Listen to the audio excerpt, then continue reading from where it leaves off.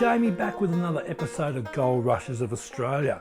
In the last episode I told you about a fella named Harold Lasseter who claimed to have discovered a massive reef of gold when he was 17 around 1897, about 500 kilometres west of Alice Springs. Lasseter in 1930 approached the head of the Australian Workers' Union, John Bailey, and a few offsiders and proposed an expedition to rediscover the lost reef. Now it was at this time that Lasseter told the story of discovering it the first time in 1897, nearly dying, winding up being saved by a guy on a camel, winding up in Coolgardie, and then meeting a mysterious fella named Harding. The story, according to Lasseter, was that in 1900 he and Harding set out from Carnarvon in WA with a string of camels and headed due east. Now apparently they rediscovered the reef without any problems, traced it for a length of around 10 miles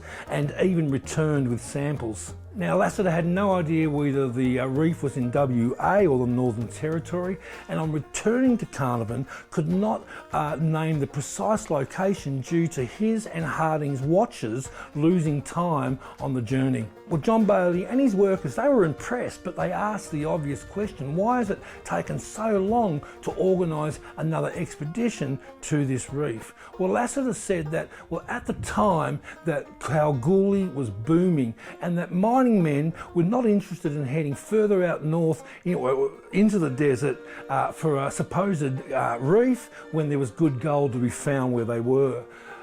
Lasseter also says that Harding died and he headed overseas for a period of time, and that is why he hadn't done it earlier. Well, Bailey and his crew were on board, and within a few days they'd organised a public meeting to present the proposal of the expedition and to start raising funds. A famous aviator at the time, Charles Ulm, was at the meeting and questioned Lasseter about the incorrect bearings he took due to his watch being slow.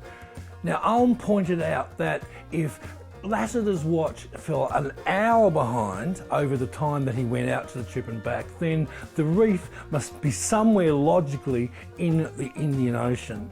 Well, there was gold fever in the air and nobody wanted to listen to reason. Well, the meeting generated a lot of excitement, and along with union-backed Central Australian Gold Exploration Company and the support of the government, they raised £8,000 within a few days, along with John Bailey lending the expedition another £10,000. The expedition leader would be Frederick Bailey, who had done well mining for opals out at Whitecliffs and had spent many of his years working different gold fields hunting for gold. These were his main qualifications.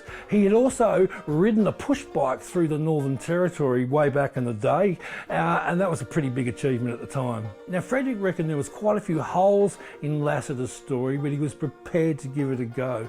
He also noted the level of windswept excitement at the prospect of this new El Dorado, spurred on by newspaper headlines and the prospect of getting rich. There were actually a few gold hunting expeditions out in Central Australia at the time, but the Lasseter's expedition would be by far the well-resourced. They actually sent out an advance party who were going to prepare a landing strip for the plane that would be used to find the reef.